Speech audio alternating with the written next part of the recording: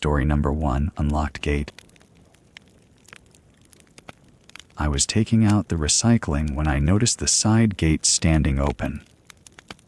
Thursday afternoon, overcast, the kind of day where the light doesn't really change between 2 and 5 o'clock. I remember thinking the landscaper must have come early. He usually texts, but maybe he forgot. The gate just hung there, swinging slightly in the breeze, and I thought it was fine. I'd close it. The wet grass smell hit me first. That rich, earthy smell you get after rain, which we'd had the night before, but underneath it was something else. Cigarette smoke. Stale, not fresh. The kind that clings to clothes and lingers in still air. I don't smoke. Nobody who comes to my house smokes. I stood there for a moment, just breathing it in, trying to place it. Maybe the neighbor's kid had been cutting through. That happens sometimes. I walked over to the gate to close it. The latch wasn't just loose. It was fully unlocked. The kind of unlock where you have to deliberately turn the mechanism. I stood there looking at it, and something in my chest tightened. The landscaper wouldn't have left it like that. He's careful about things like that. I'd hired him specifically because he was careful. I went back inside through the front door. I don't know why I did that, instead of going straight in through the kitchen. I think I wanted to move through the house in a way that made sense, that felt normal. My office is on the ground floor, and I'd been working there until about 2 o'clock. I remember closing my laptop and thinking about making tea. I remember walking to the kitchen and testing the back door the way I always do, pulling the handle to make sure it was locked. It was locked then. I'm certain of it. But when I checked it again, it was unlocked. I stood there with my hand on the handle, and I tried to think through what that meant. The landscaper has a key to the back gate, not the house. No one else has a key. The door doesn't lock from the outside, so if it was locked when I checked it at 10 in the morning, and unlocked now, then someone had to have unlocked it from the inside, which meant someone had been inside the house, or was still inside the house. I didn't panic yet. I told myself I was being paranoid. Maybe I hadn't actually tested it. Maybe I just assumed it was locked. You do that sometimes. You assume things are the way you left them because you don't actually look at them. I was tired. I'd been working since 7 in the morning. It was easy to imagine I'd made a mistake. I walked around the house to check the rest of the doors. That's when I saw the basement door was ajar. The basement door is in the hallway off the kitchen. I keep it locked because the basement is just storage and old furniture, and I don't like the idea of it being open. I heard myself breathing. That's what I remember most clearly. Just the sound of my own breathing, getting a little faster. The door was ajar, maybe 6 inches. I didn't push it open. I looked at the floor around it, and there were muddy footprints, fresh ones. The mud was still wet, still dark. They came from the basement, tracked across the hallway linoleum, and they led toward my office. They led toward the window that faces the side yard. I followed them with my eyes without moving my feet. The prints went into my office and stopped at the window. The window I can see from my desk. The window that looks out onto the side yard where the gate was open. I went into my office. I don't know why. I should have left the house. But I went in and I looked at my desk. My chair was moved. Not far, maybe 6 inches back from where I usually sit.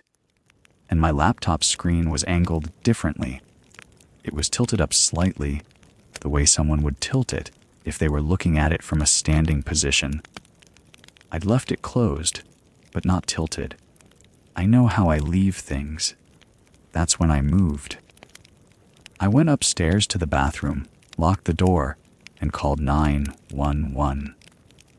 I sat on the edge of the bathtub with my phone in my hand, listening to the silence of the house. Listening for footsteps or movement, or anything that would tell me I wasn't alone. There was nothing. Just the sound of my breathing and the dispatcher's voice asking me questions. The police arrived in about 8 minutes. 2 officers came through the front door, and I heard them moving through the house, opening closets, checking rooms. I stayed in the bathroom with the door locked until one of them knocked and said it was clear. The house was empty. They walked me through it.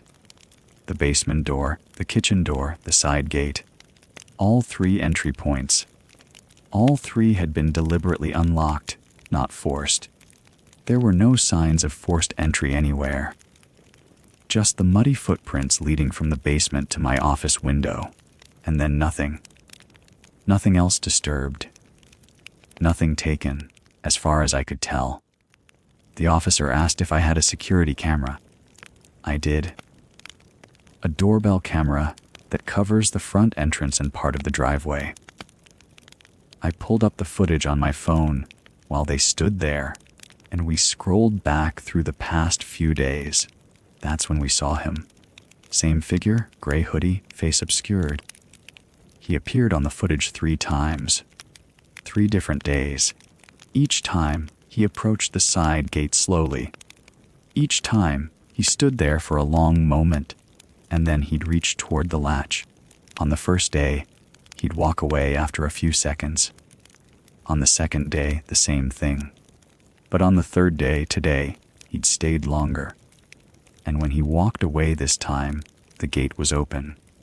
The officers said they'd file a report. They said to change my locks, to get a better camera system, to call back if I saw anything else. They didn't seem particularly concerned. No forced entry. Nothing stolen. No confrontation. Just someone testing locks. Just someone seeing what would open. I nodded and thanked them and locked the door behind them. I'm sitting in my office now, looking at the window. The one that faces the side yard. The one where the muddy footprints stopped. I've locked all the doors. I've checked them twice.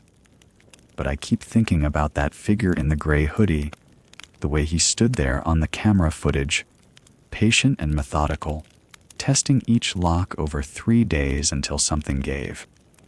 I keep thinking about what would have happened if I hadn't taken out the recycling at 2 o'clock. If I'd stayed upstairs. If I hadn't noticed the gate. I'm still thinking about it. Story number 2, elevator override. I was finishing the Meridian audit when the elevator chimed. 19:40, 5 on a Friday night. The sound was sharp and sudden in the quiet, and I looked up from my desk out toward the hallway. The elevator doors were sliding open. I hadn't called it. I sat there for a moment listening. No footsteps. No voices. Just the soft pneumatic hiss of the doors settling open, and underneath that, a smell drifting into the office space, machine oil metallic. The kind of smell that comes from elevator machinery when it's been running hard. I figured they were running maintenance tests. The building management sometimes did that on Friday nights before the weekend skeleton crew came in. It made sense. I'd seen the notices in the lobby about system upgrades. The elevator would cycle through the floors, checking sensors, maybe recalibrating. Nothing unusual. I turned back to my spreadsheet, but the elevator didn't move. I could hear it still there, doors open, the faint electrical hum of the car sitting idle. I checked the time on my monitor. 19:52. 8 minutes. That seemed longer than a test cycle should take. I got up and walked to the hallway. The elevator was empty. Just the gray interior, the fluorescent strips overhead flickering in that way they do when they're about to burn out. The smell of oil was stronger out here. I could almost taste it, that metallic tang coating the back of my throat. I pressed the button to close the doors, and they slid shut with a soft click. The car descended. Fine, they were testing it. Nothing to think about. I went back to my desk and pulled up the next spreadsheet. Accounts reconciliation. Numbers I'd been staring at all week. I work in corporate audit. I'm meticulous about documentation, about details, about things being exactly where they should be. It's the kind of work that requires focus, precision. I was trying to focus. At 20 past 10, I decided to walk the perimeter. Not because I was worried. I just needed to move. I'd been sitting for hours. The 19th floor is mostly open plan, with a few enclosed suites along the north wall. The main office suite, where the executive team sits during business hours, is at the far end. I'd been working in a smaller satellite office near the elevators, but I wanted to stretch my legs, maybe grab some water from the break room. The main suite door was propped open. I stopped walking. The door shouldn't have been propped open. It was Friday night. The building was supposed to be empty except for me. And there, wedged in the doorway, was one of the red fire extinguishers from the wall mount. I could see the empty bracket from where I stood, about 20 feet back. Someone had taken it down and used it to hold the door. I didn't go in immediately. I stood in the hallway and listened. Nothing. Just the hum of the HVAC system.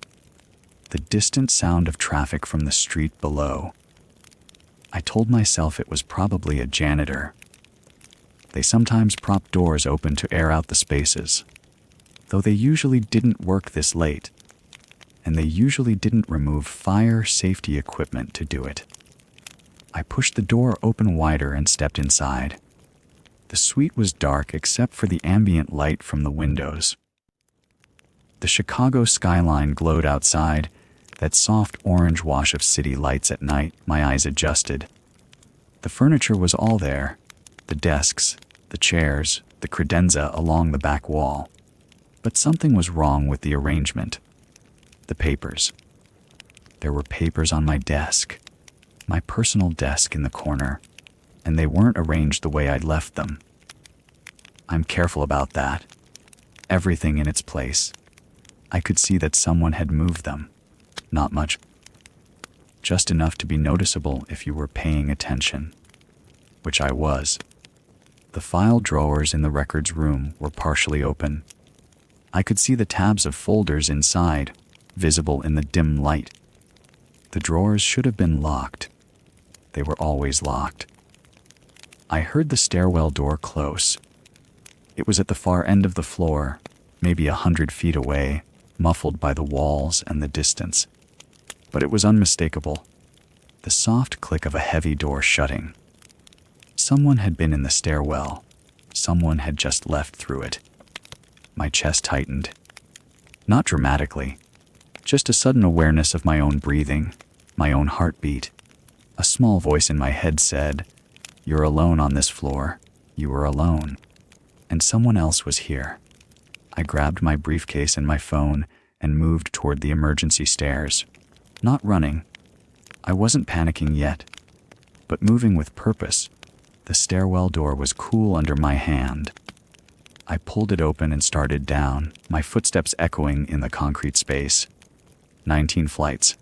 I was counting them without meaning to. 18. 17. My phone was in my hand. I called building security, the overnight line. It rang 4 times and went to voicemail. A recorded message about business hours. I kept descending. 16. 15. My breathing was faster now.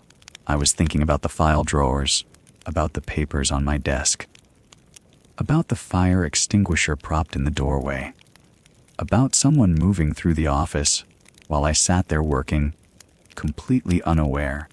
I reached ground level and pushed through the exit door into the lobby. The building was quiet. The security desk was empty. The guard must have been on rounds. I found the manual alarm pull station on the wall near the main entrance. the red handle behind the clear plastic cover. I broke the cover with my palm. It was easier than I expected, and pulled the handle down. The alarm was immediate and total. Strobing lights flooded the lobby in red and white. The siren was deafening, a continuous wail that seemed to come from everywhere at once. I stood there in the noise and the light, my briefcase still in my hand, and waited. The police arrived in 12 minutes. I know because I watched the time. They came in through the front doors, 2 officers, looking around the empty lobby with the alarm still screaming. I stepped forward and told them what I'd found. The prop door, the open file drawers, the person in the stairwell. They took it seriously. They called for additional units and swept the building. They found nothing. No one on the stairs. No one on any floor. But they did find something in the HR office on the 18th floor. The personnel cabinet had been forced open.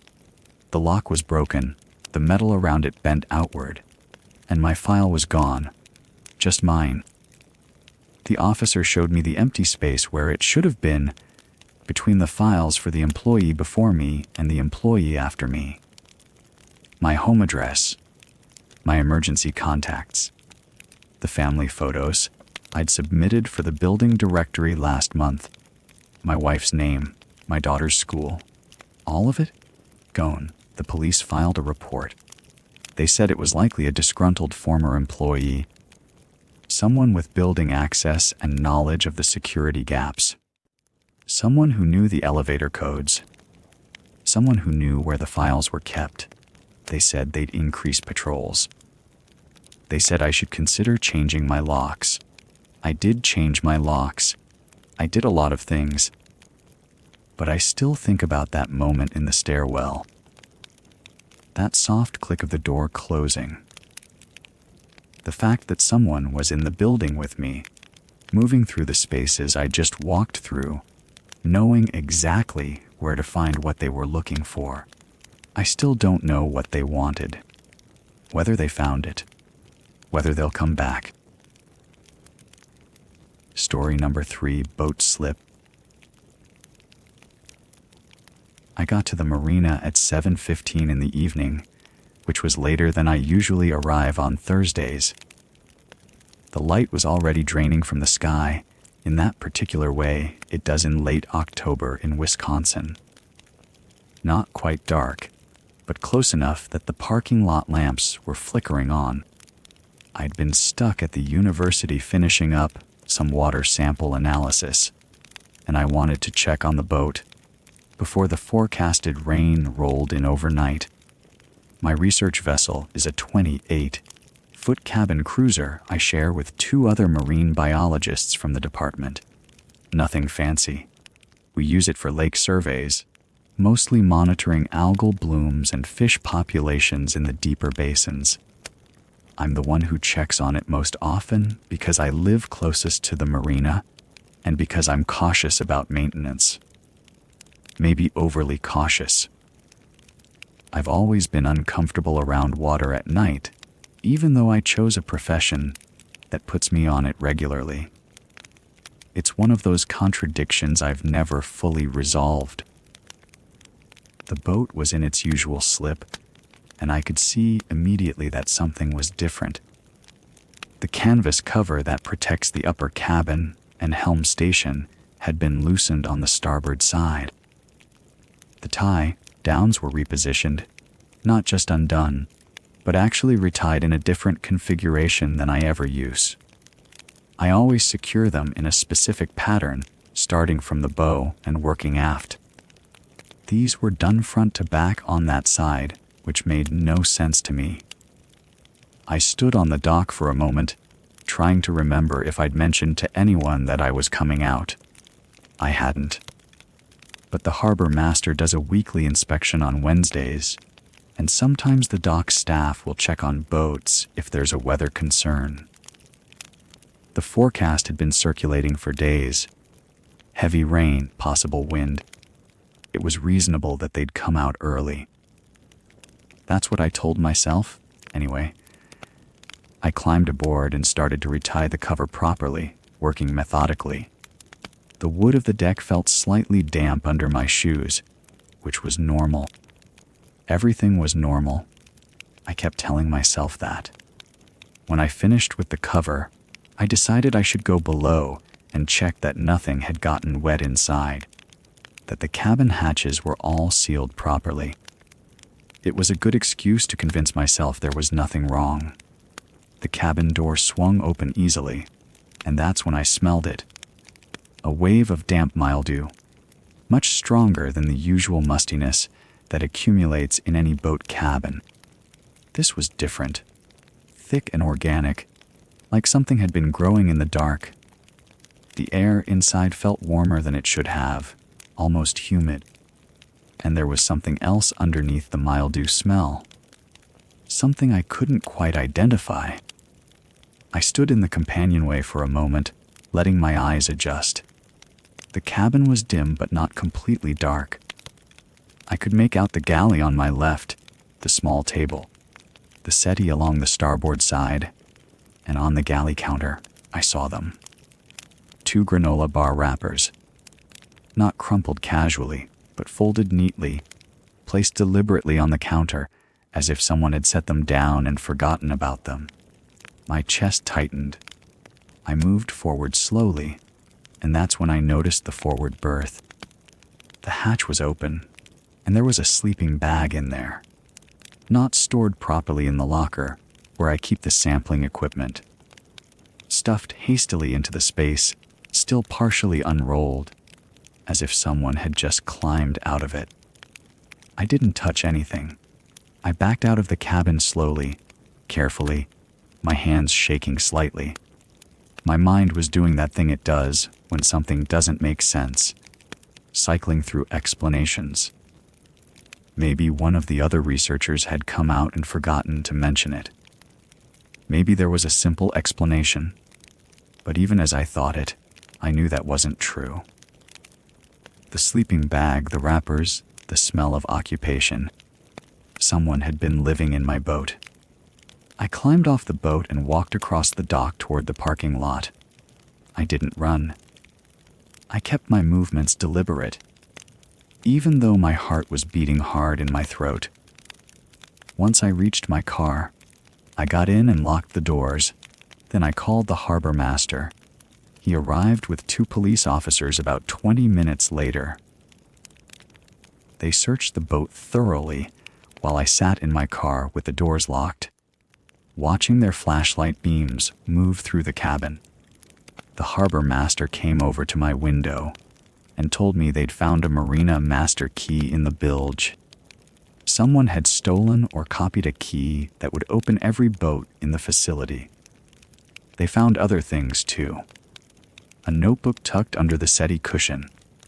The officers brought it to me, and I read through it with my hands still trembling. Dates, times, notes about my schedule. Thursday evenings, 7 o'clock. My route from the university to the marina. The fact that I always came alone. The handwriting was neat, methodical, and the entries continued forward into the future. November, December. 2 months of planned observations, as if whoever had written it was documenting a routine they intended to maintain. The harbor master changed all the locks that night. The police said they'd increase patrols, that they'd review the marina's security footage, that they'd contact me if they found anything. They didn't find anyone. The boat had been empty when they searched it, the sleeping bag and wrappers still there, but no sign of who had left them. I sat in my car until dawn. I couldn't leave, and I couldn't go back inside the boat. I just sat there, thinking about Thursday evenings, about how predictable I am, about how long someone had been watching me, about the fact that they'd documented 2 more months of my schedule, as if they knew something I didn't, as if they were planning something that extended beyond what I could see. The sun came up eventually. The marina started to wake. Fishermen arrived, dock workers showed up. Everything looked normal again. but I couldn't stop thinking about the sleeping bag, about someone lying in that berth in the dark, listening to the water lap against the hole, waiting for Thursday evening to come around.